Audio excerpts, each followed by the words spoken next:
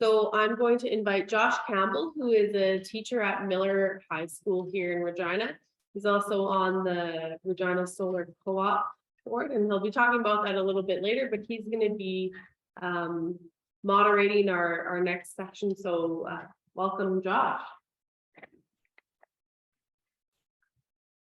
Okay, good morning, folks. Nice to be here. Sorry I missed this morning. I would have liked to have been here, but gotta pick my times these days, busy. But it's great to be here, and I'm really excited to be a part of this discussion, and I'm thankful to the organizers for having this discussion. We're going to be having a panel discussion here. During this time, local communities of faith will be sharing about their energy project experiences. As Tasha said, my name is Josh Campbell. I'm a bit of a mutt when it comes to Christianity, I guess. I'm a Catholic, and I also attend Knox Met United Church downtown. I teach Catholic studies at Miller High School. My faith has always been at the root of my social and environmental action. I'm excited to be here today and moderate this panel discussion. So the format, we have 4 groups here today that will share about their energy projects. I will very briefly introduce each group, and then they'll have 10 minutes to share about their experiences. After this presentation time, there will be a question and answer period for about 20 minutes, which I will moderate. The hope is that this session will help participants see how communities can come together to tackle emissions. Questions that we hope will be covered include how did this faith community get to this place, or what they're doing, and how did they get their communities behind the idea. So as I said, we're going to have each group talk about 10 minutes each.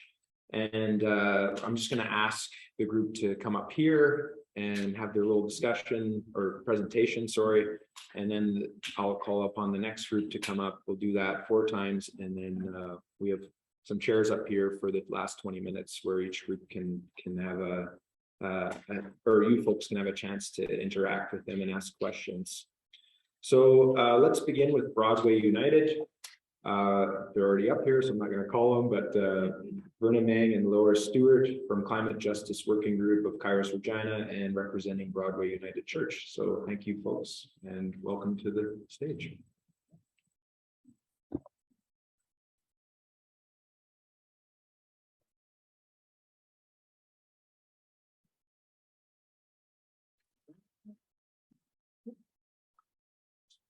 Just thinking of that, yeah. Or should I take that out? Thank you. Okay, we at Broadway are just at the beginning of what we are our journey with environmental justice and our church.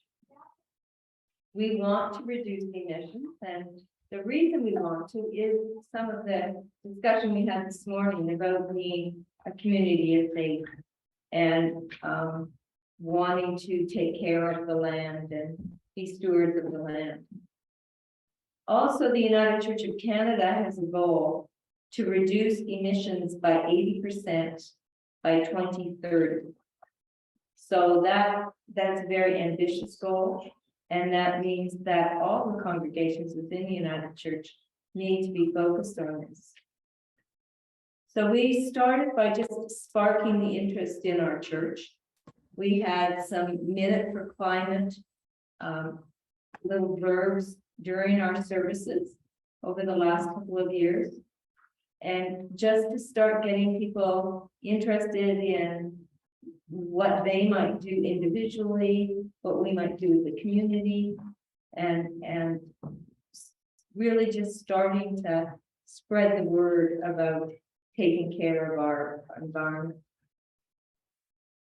We also had some climate-focused church services, so that in those cases, the entire service was focused around taking care of the earth and being climate-focused. Then at our last annual meeting, we actually had a motion to create a committee to address reducing emissions. So that was the beginning of we are really going to do this. Then to try and create that committee, we put out general messages, and there we were still in the pandemic, and our church services were all online. So you're not meeting face to face with people. You can't have little conversations one-on-one. So that made things more difficult. And so we did some personal phone calls. But you discovered that not everyone is concerned about this in any way. So it's taken us quite a while to get a group together. And one of the things that has disappointed me is the lack of younger people and getting younger people involved. But we're working it. So we've just created a committee. We've just had our first meeting, and so we're just beginning to go on this. We do have some background to build on, just in terms of reimagining what our church building is going to look like going into the future. There was an engineering study done in 2017. They had a 5-year plan to bring the building up to code based on that engineering study. They were very focused on, because the building had a lot of renters, they were worried about life safety issues, structural issues. So they've been working on lighting, electrical upgrades, kitchen upgrades. Some of those do have energy implications. We now can look at that engineering report and learn some things from it about what the possibilities are for the building, what we could maybe address further in a retrofit project that not only addressed energy, but did make the building more viable to the future in terms of a structure and accessibility, things like that. We did a do-it-yourself audit.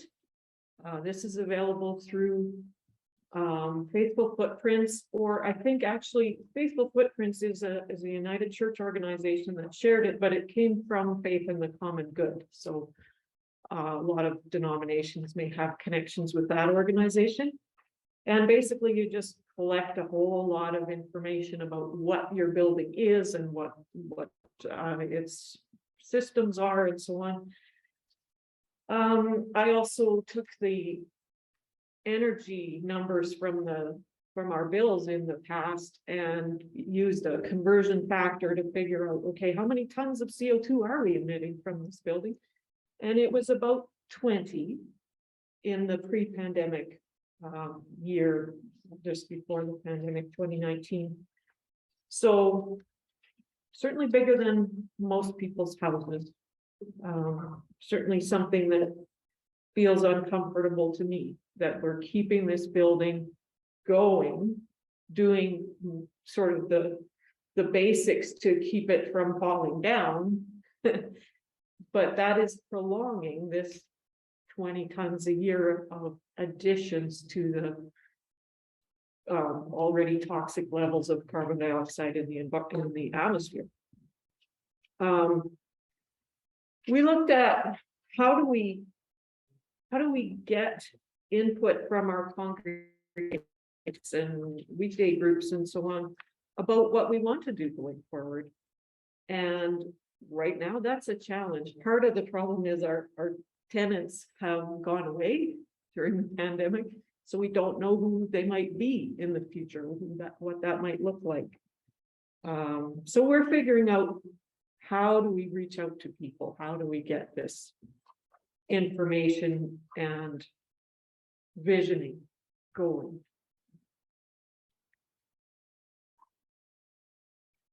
We also have lots of other considerations.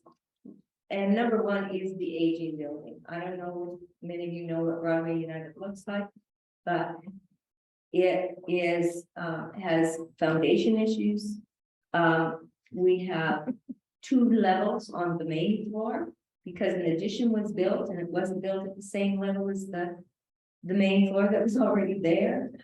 There is almost no insulation in that addition, so there's all kinds of issues with the aging building. We also have an aging congregation. You know, when you've got a lot of 70 and 80-year-olds, 20, 50 is not gonna, they're not gonna be around. So they've been so active in the church, and now they can't be because of their age and what they're able to do. Our minister is retiring in 2 years. So we are in the process of setting up a search committee for that as well. And so we need to cooperate with the two committees to make sure when we go to the congregation and ask for information, that we don't do it separately and that we combine our efforts. And maybe this is the time when we look at, should this congregation join another one or what? So it becomes a bigger project. Volunteer time is an issue because the people who have time to volunteer have been there, done that, and don't want to do it anymore. People who are younger, have young families, they're working, so they're limited. And I think anybody who has kids know that there are lots of organizations and activities and so forth. So they have limited time to volunteer as well. So we've got a number of issues to address. I had an interesting discussion with another member of our KAIROS REGINA group about his church, and he's pushing in his church to try to get changes made. And people are saying, well, our congregation isn't viable. We may not be in this building in a few years. So we do all this work and we'll never see the financial payback. And that was a moment for me when I thought, oh, what does it matter? If the reason that you're doing this is to cut the emissions, that building is still going to have its emissions cut for whoever is using it into the future. And so I think the bigger question is, will your work that you do suit the future of the building, and will it last? And if you're sure of that, then it's a contribution, regardless of whether you're still there or not. We are asking, should we look at a broader picture, as Verna mentioned? Should we be collaborating with other churches, pooling our resources? But yeah, we want to come back to that insight that whatever emissions we are able to cut, that works for justice, regardless of what the future of our building or our congregation may be. Thank you, and we'll be happy to answer some questions later in the discussion time. I can get when anybody wants. Thanks. Just gotta turn off my timer here. You guys beat the timer, I swear.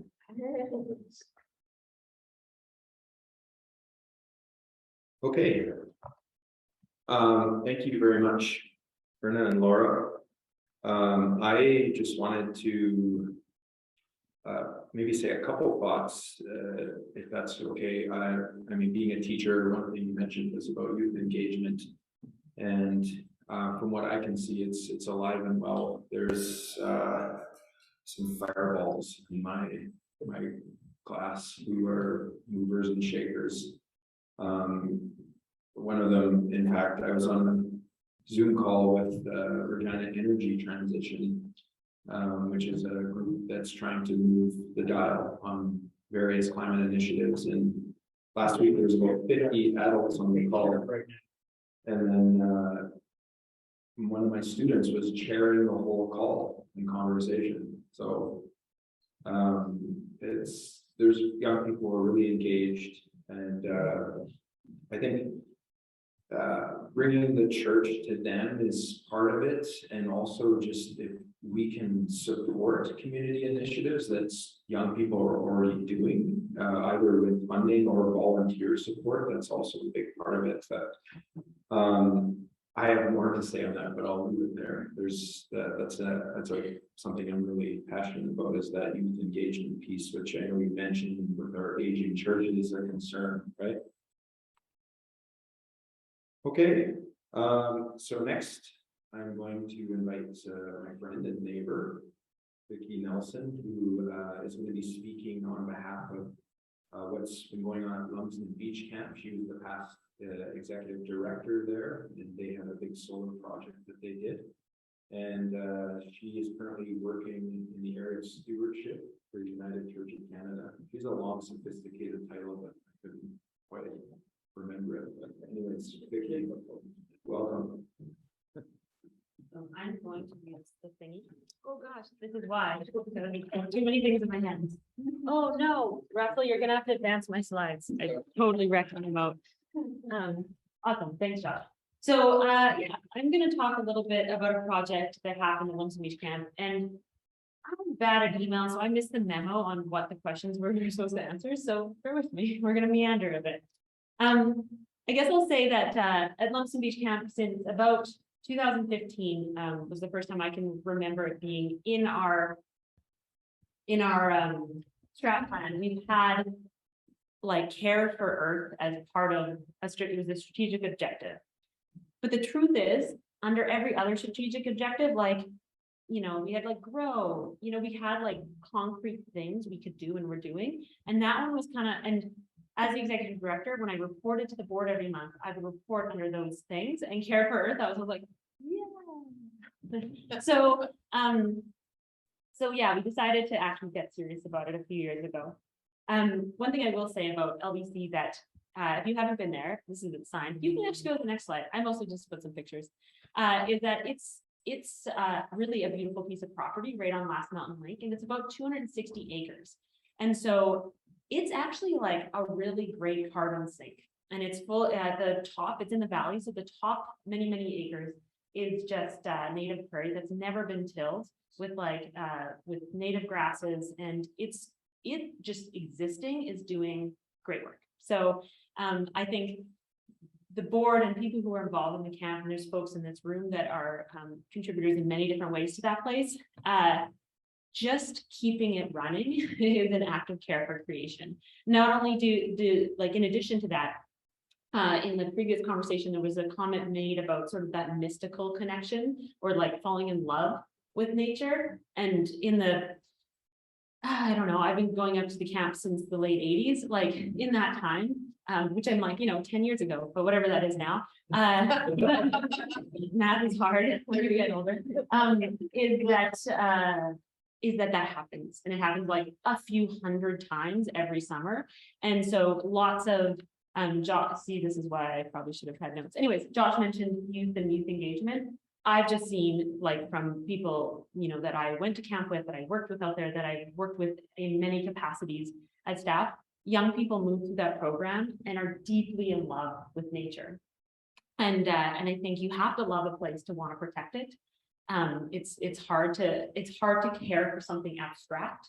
I think that probably all of us care about creation because there's some place, a lake, a campground, somewhere that we just actually are in love with.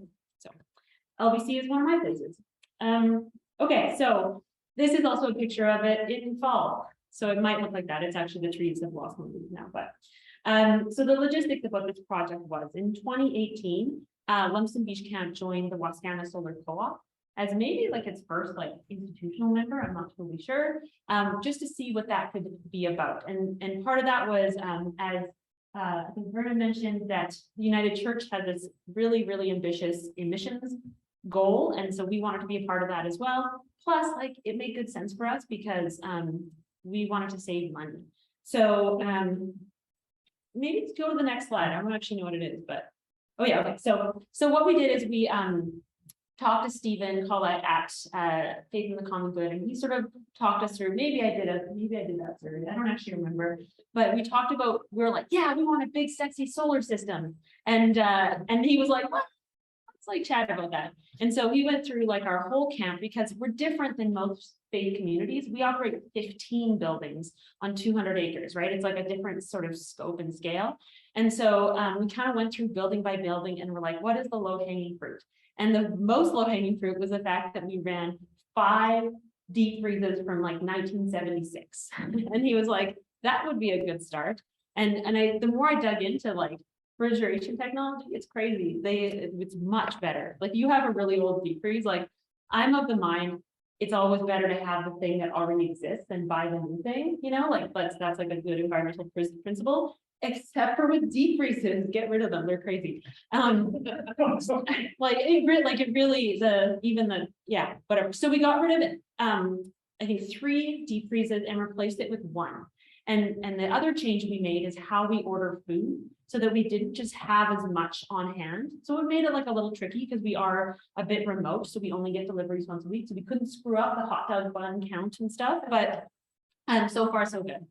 So that was one. The other low hanging fruit was we have sort of 5 camper cabins that all have 4 rooms in them. And they had these like ridiculous fluorescent light ballasts that probably were donated from some school that got closed. I have no idea, that hummed and were just awful. And you know, like they had room for 8 balls, but only 2 ever worked. Anyway, we got rid of those and put in some very beautiful LED lights. And so those were the 2 cheap, easy things. I like wrote down the big cost. But yeah, like the deep freeze was like $1,000, and the hold on, I have it here. Yeah, the lights were just under 3. So that was cheap. And this whole project in the end cost $61,000, just to keep the score. So then the next thing we did is we got solar panels, and we worked through the Wascana Solar Co-op at that beautiful moment. Remember when SaskPower would give you a rebate and like you could sell your credits to the grid and stuff. So we slid in there at this like wonderful time. And because we were part of the group buy, I think we got sort of a better deal a little bit through the co-op. And it was great. So we have, sorry, I made notes. We have 2 arrays, one on this building, which is our shower building, that has this most ridiculous steep roof, which maybe they imagine it's great. Like it was built in the slides off. Yeah. Oh yeah, it doesn't have heat straws. Very cool. Let's see what there. Yeah, so snow slides off and it points just like perfect east. It was just beautiful. It was built for it. Plus, it's like so visible. So it was mentioned. Oh gosh, I can't remember. It was already mentioned this morning. We talked about like how churches, you know, want to be an expression of what they are. This is definitely an expression for us. And then the other array, or actually the bigger one, is on. If you go to the next slide, I think maybe it's there. Yeah, well, those arrows are pointing. It's on our staff building, which also has like a mono slope roof and whatever. So altogether, for people who know what this means, it's a 19.75 kilowatt system. So it produces, in theory, 110% of the electricity we need, or 106% of the electricity we need. And so install eventually started in spring 2019. There was like really wet conditions that year, so it kept getting delayed. And then also because everybody wanted to get solar installation, getting SaskPower to do our meter switch took forever. But yeah, people have been there. But eventually the flip was switched. The switch was flipped at the end of June. So that was fine. We would have liked it to be a bit earlier, but that's okay. In the end, yeah, like I said, it was $61,000. We got the Faithful Footprints grant for $30,000. And we did, individuals stepped up, people who were interested in it. Specifically, we got about $1,300 just as donations. And then we've done a fun run in the spring, and that year the funds went to this project, and that was like another almost $5,000. The United Church Foundation, so for folks who can access those funds, gave us $4,000. So in the end, it only cost LBC, like out of pocket, $9,000. And so even taking the full cost in, we did the calculations. And we got, of course, the like $12,000 rebate. That was a big chunk as well. It was going to take 9 years to recover the cost, which is like nothing. Like in the grand scheme of things, like we've run buildings out there that are 75 years old, you know, for like 9 years. Yeah. Like, you know, so it wasn't going to be a big deal. And then with us only like paying out of pocket $3,000, like or $9,000, we save about $3,000 a year. So it's already paid. especially because a pandemic happened and we used a lot less electricity for a couple of years, which I think if you go to the next slide, I'm going to talk about that. Yeah, okay, so the year that they're installed in 2019, our faith formation programming that happened at the camp every day with campers focused on care for creation, like that was, and the staff who developed that program sort of did this elements thing. There was like a wind day, a water, earth, and fire, and so they talked about the sun and fire and stuff. So the kids really like it. It looks good. Parents comment on it. Yeah, they're great. So now the next slide, I think, is actually maybe what I'm looking for. Yeah, okay, so these are like numbers for people who are interested in that. But I will say, sorry, I'm not the person, but I included it because I thought people might care. Like, I like the conversation at this morning. Like, I'm like not a numbers person. Okay, so, but I will say that it's a bit deceiving because, so like, I think the most important number is this. They can see it on the screen. This one, right? So our total greenhouse, like our metric tons was 23.9 in 2018. And then as of January, it was minus 3.4. But that's not totally fair because we didn't run a camp, like we only ran day camps. We didn't have as many people on site in 2020. So it's not quite accurate. And probably somebody should be paying attention to what it is now, but I'm not that person. So the Faith in the Common Good gave us software to enter these numbers into it, but I don't.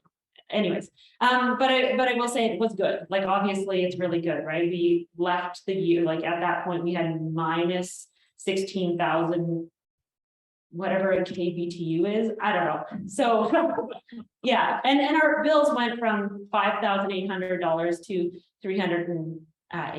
And the other thing is we do use propane. So we don't have natural gas at the camp, but we do have propane for our stoves and our pool heater. And so that remains true. However, we are looking at getting an electric pool heater because our one is like, it needs to be replaced and stuff. So there is ways to keep kind of reducing that propane. Talking to the cooks though, they're like, absolutely not. You do not give me an electric oven. I cannot cook for 150 people at a time with electricity. So again, that's not my area. I'll just trust them on that. But there you go. Maybe go to the next slide.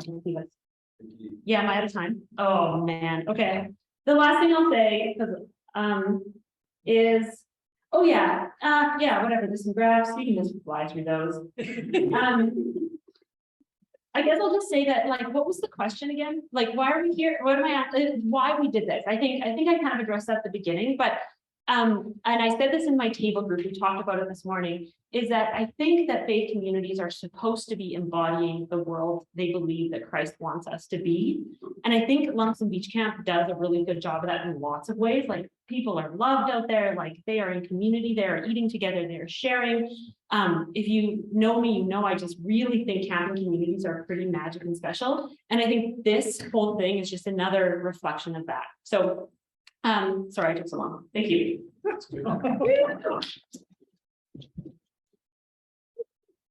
Pray for the sun. Oh, okay, thanks, Vicki. I guess just the one thing that she mentioned, Wascana Solar Co-op, I'll talk a bit more about it. There was grants, then they've dried up, but there are federal grants, new municipal grants that, well, were kicked in for about 80 people. But there are other grants that are upcoming, so hopefully our governments will continue to support these kind of things going forward. The one thing I just want to note, Vicki, the low-hanging fruit it's an important point, even before we get to talking about solar, like what are things we can do, whether it's increasing our value, or I know a difficult conversation my partner and I have had is just where we live, and actually what are the faith communities in the area of our own neighborhoods, and is it something to look into maybe switching to there because it's, you know, just easier on the environment and a lot of things, get more involved in your community. Of course, that's a tough conversation because you have roots and connections to some of the faith communities that aren't in your area, but interesting. So something to think about. But thank you very much, Vicki. Next, I am going to Michael Towers from Souls Harbour Rescue Mission. I think Michael is online, correct? And he was the project lead when they built the Jerry Carroll Hope Center. So Michael, take it away if you're with us. I am. Okay, hang on a second, while I get him on the screen for the rest of you.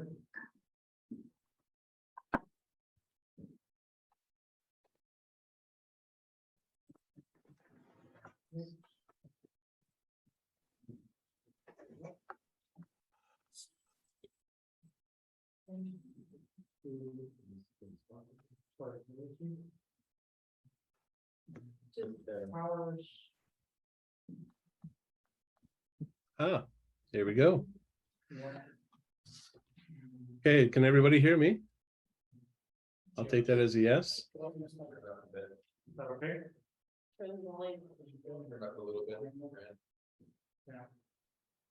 Shall I begin?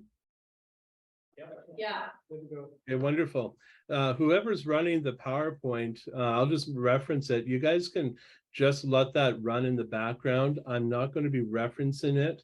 It is full of stats that I had my energy consultant do up for the project. So those of you that like those stats and those numbers, this PowerPoint slide presentation has all of the stats in regards to the energy efficiency of the building. So just a quick introduction. My name is Michael Towers. I'm currently in BC. I left REGINA, I left Souls Harbour Rescue Mission just over 3 years ago.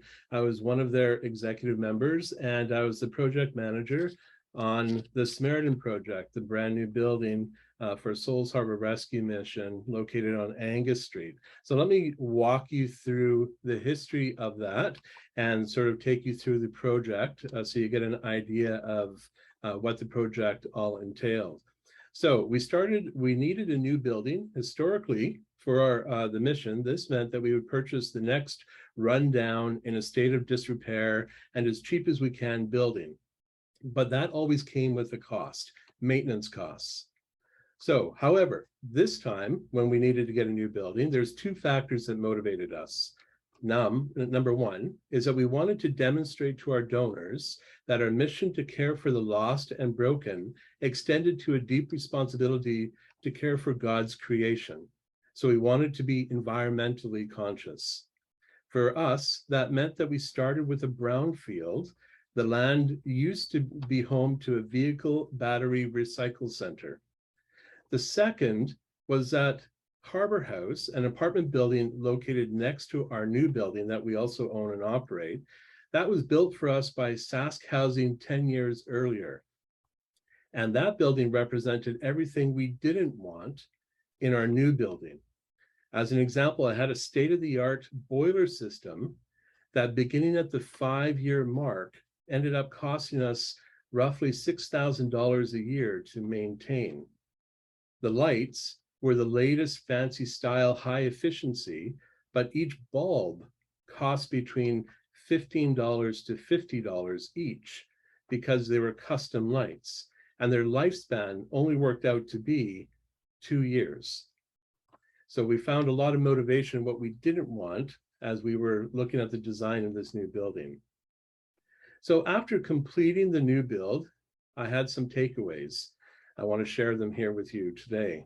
Number one, my planning for this build actually took longer than the build itself. And I really want to stress that for each of you that are working on your projects to put all of your effort in the planning up front. I spent 1.5 years working with my design team, which included the architects, the builders, and the engineers, and the building itself only took 1 year to build.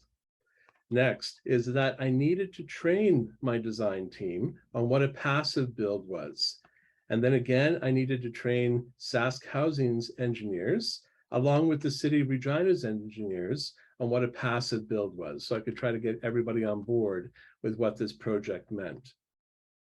I ended up also having to challenge every decision that the team was making, because the default of the team was always twofold: do what we've always done and do the easiest thing. This would have resulted in the little details like expensive dimmer switches that would break within a year in our environment, or washrooms with electric sensors that would fail after 2 years and require a plumber to fix, or a building management system that would have cost us around $500 a month on a maintenance contract. So I designed this building with our uses in mind, with the primary motivation being to our donors. I wanted to confidently stand up in front of our donors and tell them exactly where their money was going. Our donors didn't want to pay for maintenance, they wanted to pay for meals. So I made sure, as an example, that the motors on the garage door had the load capacity and warranty and quality to last 20 years. This meant not using the recommended motor and challenging the decision of the designers, as one small example. In the end, we have a 29,000 square foot, 4-story building that has no boiler system and is heated with 4 residential sized furnaces. And all of this passive energy work, like having walls 2 feet thick, as an example, or putting R20 insulation in our basement floor, all of those extra costs were offset with not needing a boiler system or going with the standard build practices. And in the end, we ended up with construction costs being the same as a conventional build. No premium costs. And as far as I know, this remains the only passive build that was able to accomplish this, which was a definite win for our donors. So that's just a basic overview of the project. And just what I wanted to stress with you guys as I'm listening to other projects and aware of what you guys are talking about today. We carry the passion. And as we put our projects together and we want to demonstrate care in God's creation, and we want to bring energy efficiency in, and we wanted to have these buildings that are going to serve the various population groups that we do, that passion needs to be translated to our architects, our engineers, and our builders. They don't necessarily carry that same passion. And that building that bridge takes time, takes effort, and takes a lot of planning to get them. I literally would grab my architects and I would travel to each of our other buildings in the city, and I would demonstrate to them. I said, see this building, see the inefficiencies in this building. This is what I don't want in our new building. And see the needs of our population groups and see the wear and tear on our buildings. I need you guys to come up with a solution to help us with minimizing the maintenance involved. Like something small that we somewhat overlook. If we look at our toilets as an example, something small like toilets, there's 2 issues that came up. One was with one of our population groups, because of mental health issues and the prescription medication that they take, the use on the toilets is actually a lot higher. And consequently, going with a low flow, low water usage toilet would cause blockages in the drain pipes, constantly having to bring in maintenance and plumbers to deal with that. The other aspect is the common new build includes all of the electronics and the sensors, and we would have to bring in a plumber to deal with that level of technology. Sticking with a standard toilet that we would have in our homes meant that our own maintenance people could swap out a toilet for far less than it would cost for us to bring in a plumber and do the maintenance ourselves. So taking the time to think through each of those little details ended up costing or saving us a lot of money in the end. And we were able to present to our donors and to the community this incredibly efficient building that is saving thousands and thousands of dollars a year and is going to last for much longer than a standard conventional build. Since solar has been thrown around, I'll also add, and you'll see that in one of the clips, that on the roof, we have a 30 kilowatt solar array. And we put that in, and that ended up saving us around 50% of our overall energy costs for the building.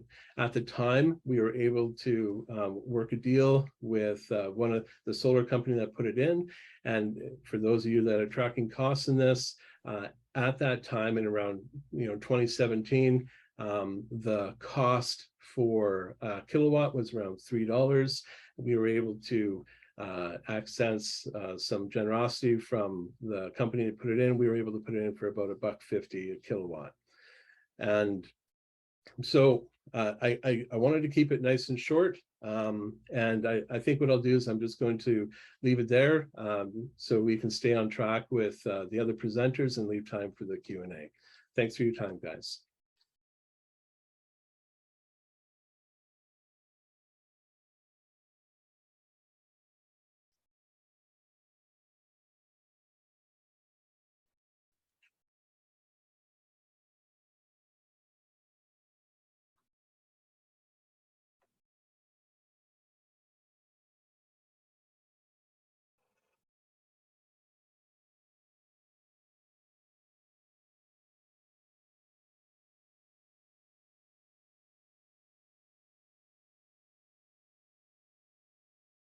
And 2 into production and 2 into post-production. So I've often thought about that in relation to other types of projects, and I think it's just that balance of spending that time in the planning phase, but also not getting bogged down in the planning phase, which can happen to groups as well. And how do you continue to work through the frustrations that come in that planning phase?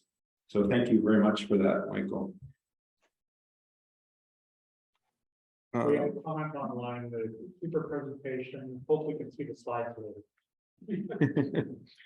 Okay, our final presenter that I'm asked to come on up here is from Celebration Church.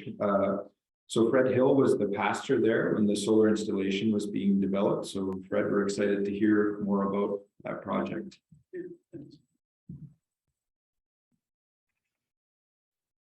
Yeah, so Celebration Church is just up the street here, across Arcola.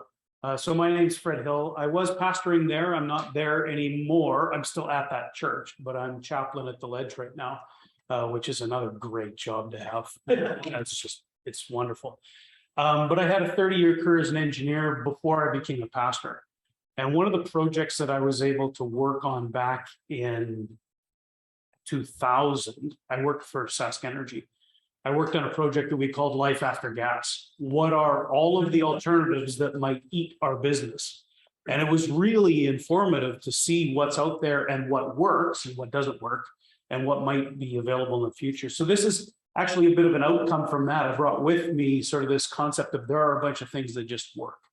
And for me, I had lots of learning here already today.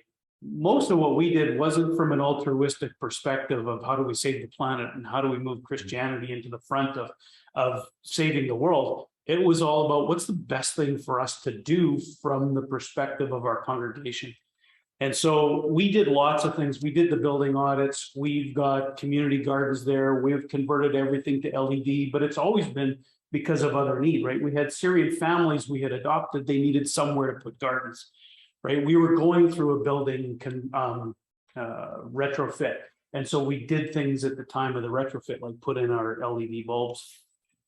But when it comes to doing a really big project, like putting together, I think ours is a 56 kilowatt project. It's a big undertaking, and it needs to engage the congregation. I think what I was asked to present was, how did you engage the congregation? To Verna's comment, you did lots of phoning. And you found out not everybody cares about the same things. They've got other things going on in their lives, right? And so part of what we learn in project development is sometimes you're working with a bunch of people. Some of them care and some of them don't. And so how do you sell a project, or how do you engage those that don't care about it from the perspective that you do? And so part of what we did was started with congregational meeting, right? We had developed the idea of the project. We got enough information to be able to speak to its merits, its costs, its potential costs anyway. And we've gathered our congregation together on a Sunday afternoon for a lunch after our service and just started the conversation about, we're thinking about doing this project. What are your thoughts? Here's what we think it is from an ecological perspective. Here's what we think it is from a physical perspective. What's the impact on the building? And here's what we think might be the financial perspective. So we could touch the different things that interest different people groups, whether or not it's ecological or you know, environmental, or whether or not it's financial. And so once we had met with them, got sort of that, you could tell from the crowd, well, I'd have to see the real numbers at the end. But at least we had a buy-in. People knew what we were doing, so that when we had contractors coming by and having a look around, people wouldn't be, what's going on? Yeah. Right? Because that's the worst thing you want. I think, Matt, we worked together for a little while. My number one rule is just don't surprise me.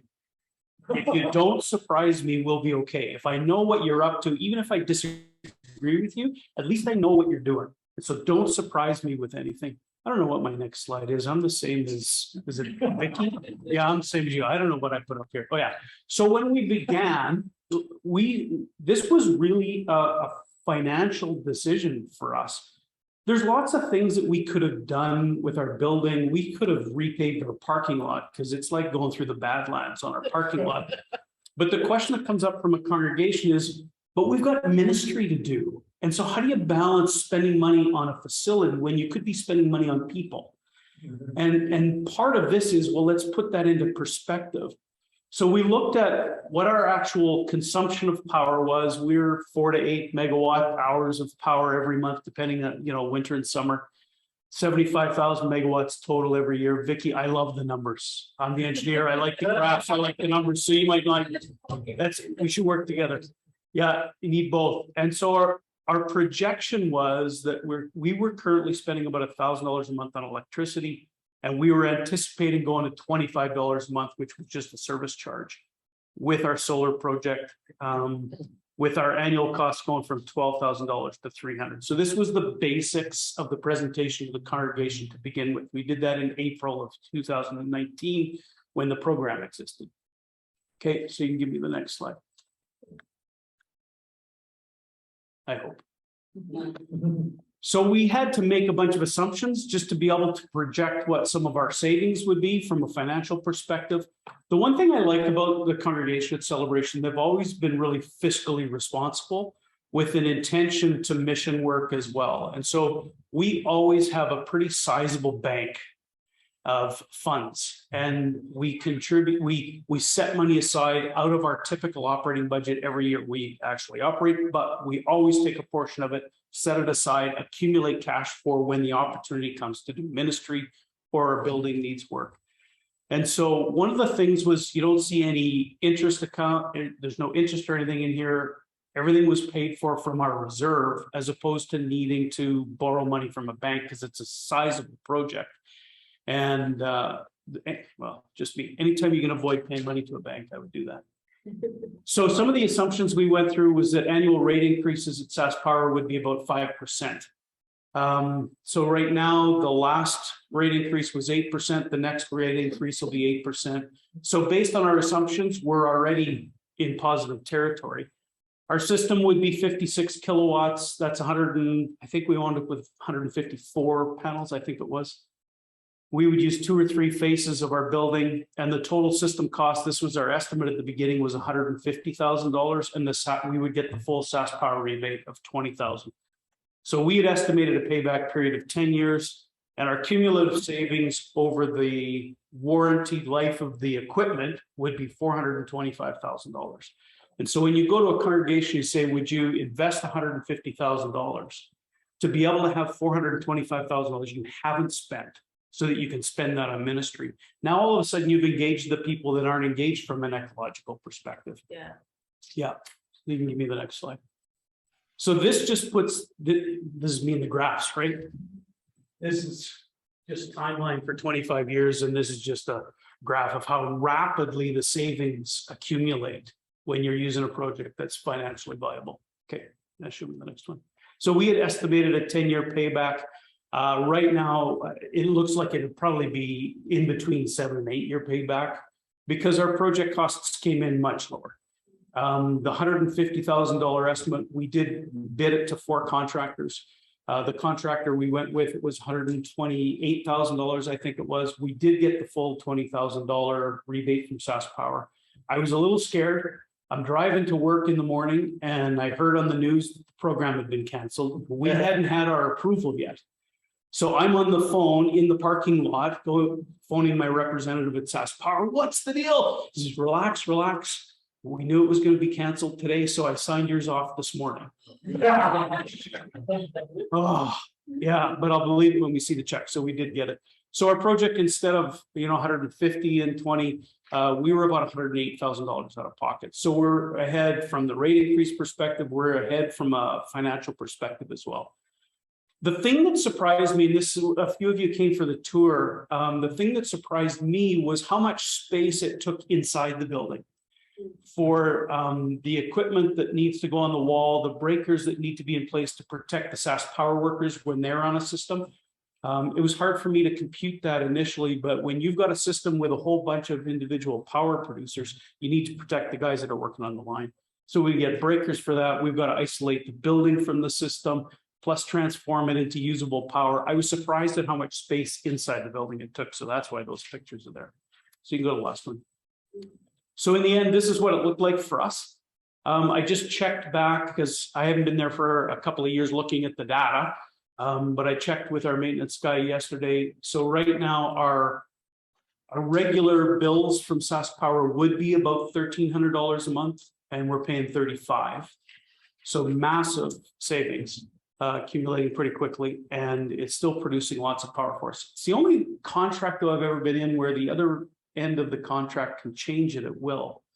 I've never quite understood that. I signed a contract that said that you'll pay us all the credits, and now it's half. And yeah, and never mind. It's good. They had a great program. Let's hope that they have something else that feeds it. But even without that program, this is clearly a viable thing at this scale anyway.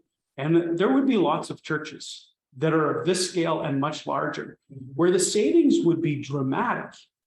But bringing the congregation along is a multiple part process. So we brought them to this initial meeting just to share what our perspective was and what we were going to be doing.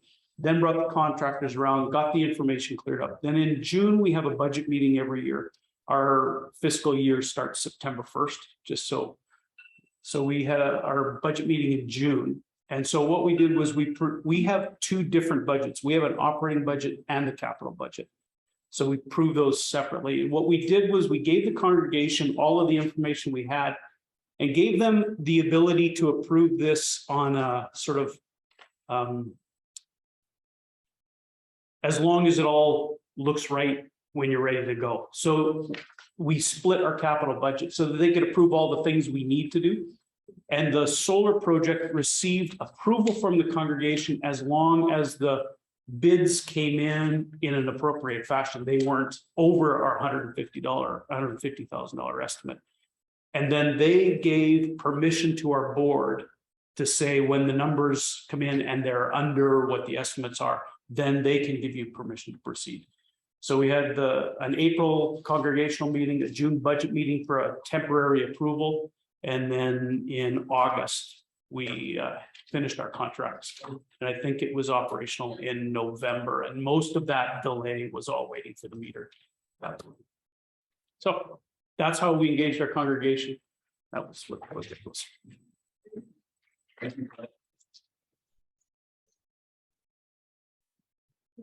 Okay, I'm just going to invite the presenters to come up here, and I'll pass the mic if we have questions. I know we always get short on time, as it usually goes.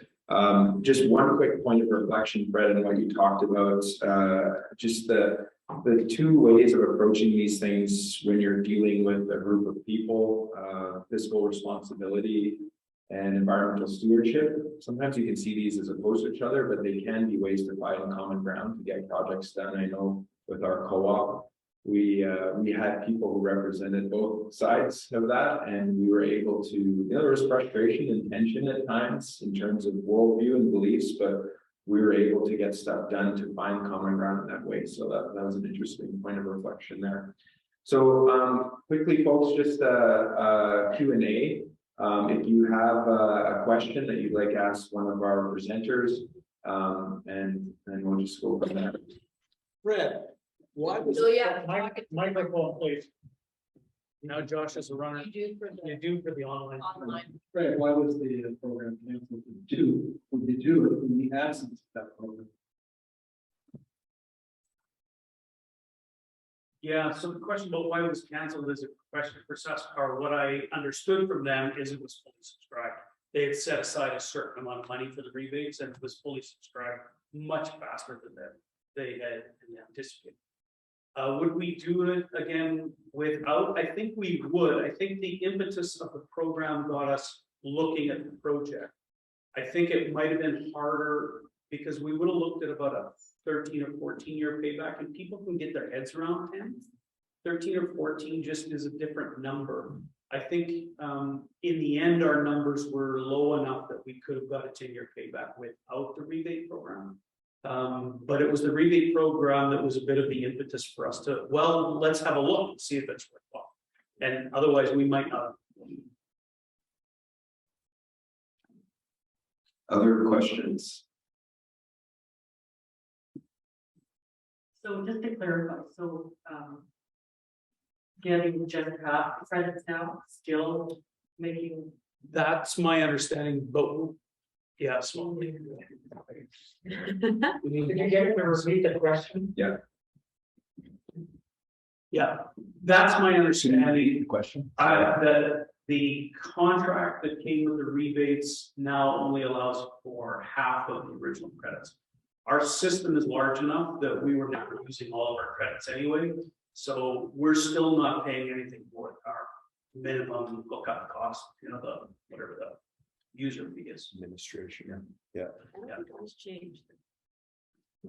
Oh, I was just gonna say at Lumsden Beach Camp, I think because we were maybe just a bit earlier, we got to keep our same full credit, whatever, for like a specific amount of years, something like 5 years or 3 years, and then they can change it. I have a question from the chat. It's okay.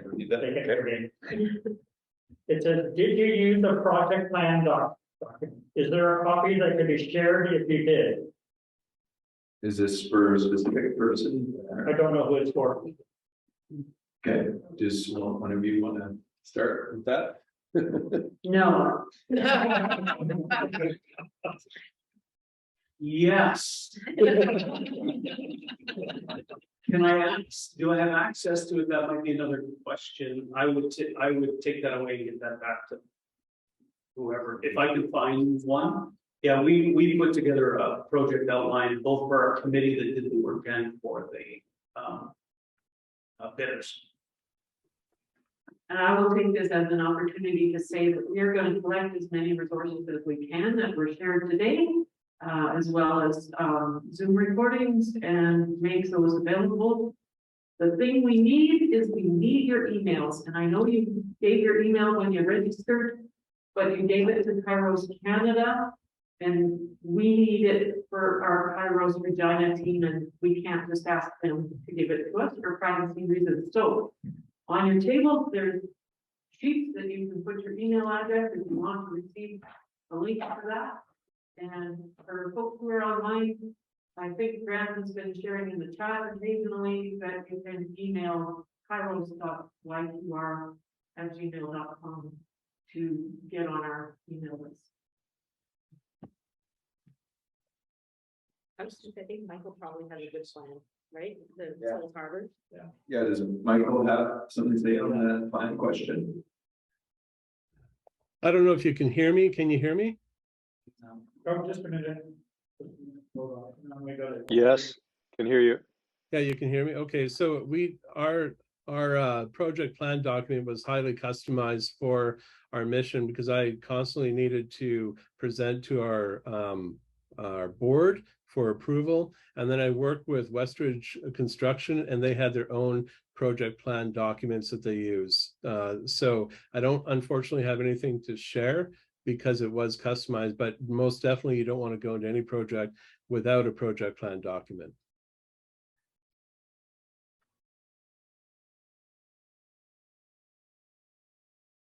Action platform. Repeat that for them, please. I had us muted. Just repeat what you just Just said. repeat exactly. So they're there is a website that is called Ladato Sea Action Platform. I think it's going to be sent out in our list of resources after the fact. But they have lots of different resources, templates, things like that. Or if you want to take on a project, there's different ideas and networks that you can connect with for different kinds of projects, whether it be solar or geothermal or retrofitting, new windows, etc. And there are examples that other congregations or communities have already put together so that you can look at that and then you can build off of that yourself. So there are some really good resources out there for things like that. Thank you, Tasha. Any other questions or comments, folks? Okay. Yeah, I have a little bit to just promo, but if anyone, I don't, any other last questions or comments? Okay, I just wanted to quickly, Laura said I could have a couple minutes to just talk about Wascana Solar Co-op. Okay, if you can get close to that mic, it'd be even better. Okay, I'll do that.